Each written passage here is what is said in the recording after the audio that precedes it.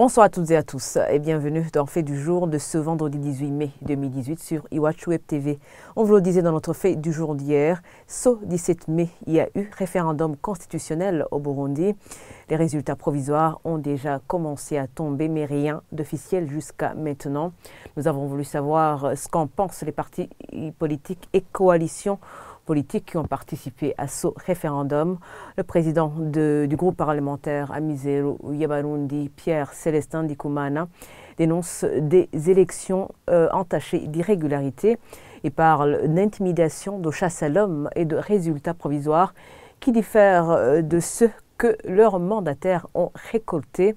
Il affirme que cette coalition ne va pas accepter les résultats de ce scrutin. Je propose de le suivre. Il y a eu arrestation de nos mandataires, le vote n'était pas secret, il y a eu intimidation, et il y a eu même chasse à l'homme.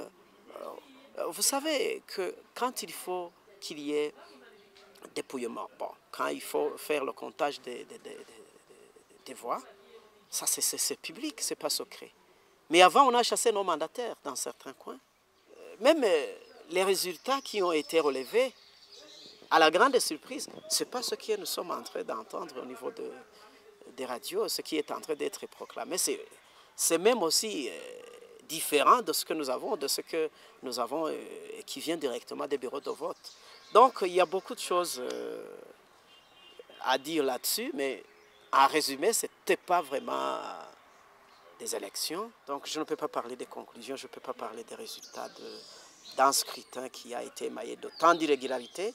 Si c'était des irrégularités, des fois des irrégularités existent, mais il y a quand même des standards internationaux pour pouvoir dire que le scrutin s'est passé dans des conditions acceptables et tolérables. Donc c'était un plan monté, c'est la raison pour laquelle on ne peut pas parler de conclusion, c'est la raison pour laquelle on affirme tout ce qui vont être prononcés comme soi-disant résultats. Le président du groupe parlementaire Amizero Yabarundi appelle les Burundais à rester sereins et à leurs militants à rester pacifiques malgré les provocations. Je propose de suivre encore une fois le député Pierre Célestin Ndikumana. Je lance un appel de rester courageux et de rester sereins malgré les intimidations dont ils ont été victimes. Rester sereins, rester courageux, rester pacifistes, rester dans la bonne cohabitation, avec même ceux qui les ont intimidés, avec même ceux qui les ont fait du mal, parce qu'il y en a qui ont été battus. Donc, de rester calme, de respecter les autres, de rester dans la fraternité avec même ceux du parti au pouvoir, parce que, mine de rien, le parcours continue. Le parti UPRONA, de son côté, estime que cette élection s'est bien déroulée. Son président Abel Gashatsi salue la bonne organisation qu'il y a eu lors de ce scrutin. Les Burundais ont eu la possibilité de voter en toute quiétude, précise-t-il. D'après lui, cela est un bon signe pour l'avenir. Je peux de suivre Abel Gashatsi. On a vu que ces élections ont été caractérisées par une sécurité totale. Il n'y a pas eu des incidents sur terrain et les gens votaient en toute liberté et rentraient chez eux pour continuer à vaquer à leurs activités. Ça, c'est une bonne chose. Et il y a également un respect mutuel entre les différents membres. Il y a quand même un respect mutuel où les gens, chacun a exercé son droit de vote en toute liberté, sans quand même qu'il y ait des confrontations entre nos membres. Et c'est un signe éloquent, ça nous encourage même pour l'avenir, pour les élections de 2020.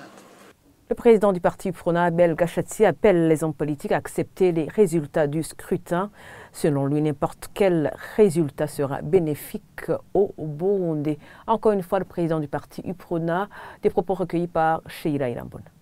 Les élections ont été organisées et il y a ceux qui soutenaient la Constitution. Il y a d'autres qui étaient contre la Constitution. Mais parmi les deux, ça devrait quand même, la Constitution, soit elle devrait être élue ou pas. Donc, on devra quand même avoir l'habitude d'accepter l'issue, le résultat des élections. Car après les élections, la vie continue. D'ailleurs, la constitution qu'on a votée hier, ça sera une constitution pour tout le monde, pas une constitution de ceux qui l'ont votée. Donc, j'invite les politiciens burundais à accepter le résultat et surtout continuer à préparer les élections prochaines de 2020. Et c'est sur ces propos du président du parti PRONA que nous clôturons ce fait du jour. Merci de l'avoir suivi.